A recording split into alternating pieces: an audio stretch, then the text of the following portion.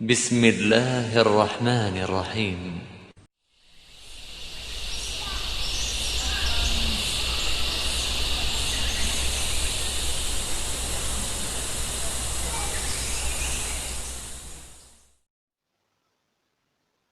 Bismillahirrohmanirrohim. Assalamualaikum warahmatullahi wabarakatuh.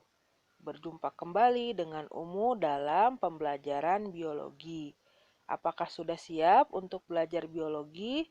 Kalau sudah, coba jangan lupa berdoa dan siapkan buku catatan. Kita mulai ya.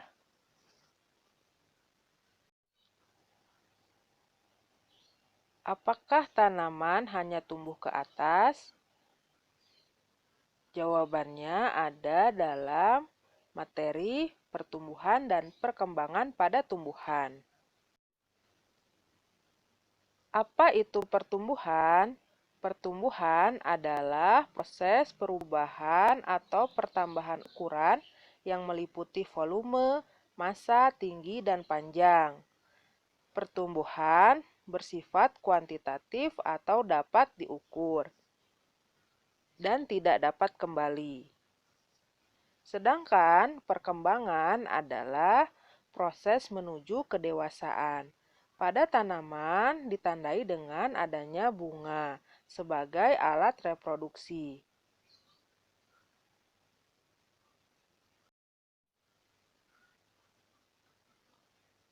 Pertumbuhan pada tumbuhan.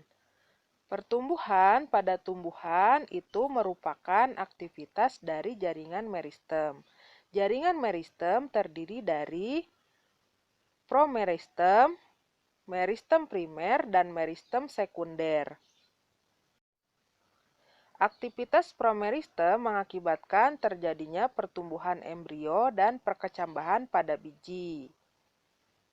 Embrio memiliki 3 bagian penting. Yang pertama, tunas embrionik, yang kedua, akar embrionik, dan yang ketiga adalah kotiledon.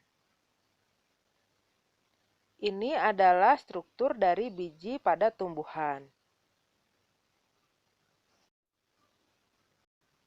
Tipe perkecambahan ada 2, epigael dan hipogael. Epigael kotiledon berada di atas tanah, sedangkan hipogael kotiledon tidak ikut ke atas atau berada di bawah tanah. Aktivitas meristem primer mengakibatkan pertumbuhan primer pada ujung batang dan ujung akar. Ini gambar penampang melintang ujung batang. Dan ini gambar penampang melintang ujung akar. Terbagi menjadi 3 daerah pertumbuhan. Daerah pembelahan, daerah perpanjangan, dan daerah diferensiasi. Aktivitas meristem sekunder merupakan pembelahan sel-sel meristem di kambium, membentuk xilem dan floem sekunder.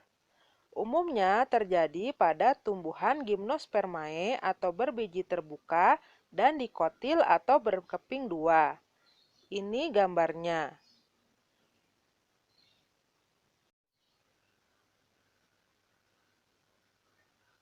Hormon-hormon pada tumbuhan. Yang pertama adalah auksin, merangsang pemanjangan sel pada titik apikal batang, tetapi pada konsentrasi tinggi akan menghambat perpanjangan sel apikal akar. Merangsang perkembangan akar lateral atau percabangan akar dan serabut akar. Menghambat rontoknya buah dan gugurnya daun. Merangsang pembentukan jaringan vaskuler sekunder dan kambium. Adanya auksin di ujung batang mengakibatkan dominansi apikal, yaitu menghambatnya pertumbuhan tunas lateral. Namun, jika ujung batang dipotong, tunas lateral akan tetap tumbuh. Auksin rusak oleh cahaya, sehingga apabila tumbuhan disinari dari satu sisi batang akan tumbuh membelok atau melengkung. Jika tidak ada cahaya, tumbuhan akan tumbuh cepat atau disebut etiolasi.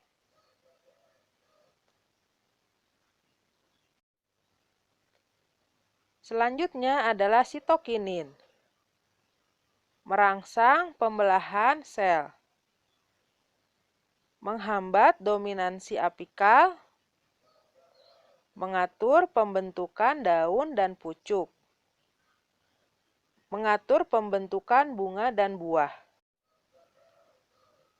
Giberelin berfungsi untuk merangsang pembelahan dan perpanjangan sel bersama dengan auksin dan sitokinin. Merangsang pembentukan enzim amilase. Merangsang pembentukan serbuk sari atau polen dan bunga. Memperbesar ukuran buah dan mengakhiri masa dormansi pada biji. Giberelin dapat dimanfaatkan untuk pembentukan biji tanpa pembuahan atau partenokarpi dan menormalkan tanda kerdil. Asam absisat mengurangi atau menghambat perpanjangan dan pembelahan sel. Membantu keadaan dormansi, misalnya merangsang pengungguran daun pada keadaan yang tidak menguntungkan. Contohnya seperti kekurangan air dan menutupnya stomata. Asam absisat berlawanan dengan auksin dan giberelin. Gas etilen berperan dalam pematangan buah dan kerontokan daun. Banyak dimanfaatkan untuk mempercepat pemasakan buah untuk dipetik mentah atau muda dengan proses pemeraman. Asam traumalin merangsang pembelahan sel sebagai mekanisme penutupan luka.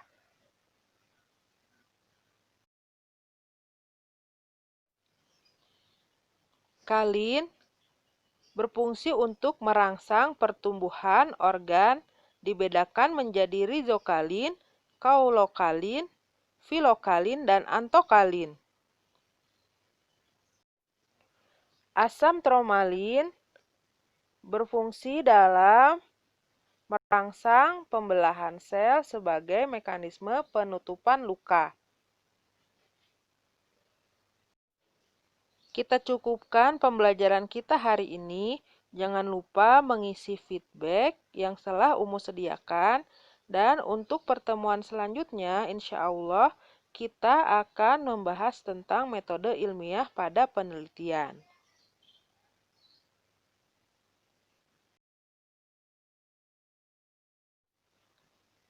Kita tutup dengan doa akhir majelis. Subhanaka Allahumma wa bihamdika asyhadu an la ilaha illa anta astaghfiruka wa atubu ilaih. Assalamualaikum warahmatullahi wabarakatuh.